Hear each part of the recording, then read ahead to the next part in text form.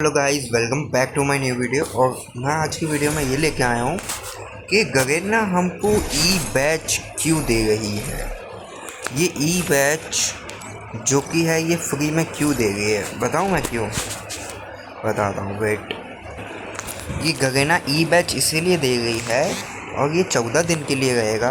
और मतलब हमको इसकी आदत लग जाएगी, फिर ये MP40 जो है, मतलब फिर ये लोग ये MP40 ये ईवो वॉलेट में दे देंगे, तो बंदों को आदत तो थोड़ी बहुत लग जाएगी। इसके बाद इधर से निकाल लेंगे वो लोग, ऐसा गगेना का सोचना है। और पता नहीं निकालेंगे कि नहीं, क्योंकि मेरे पास तो इतनी अच्छी स्किन है और मैं क्या ही बोलूँ।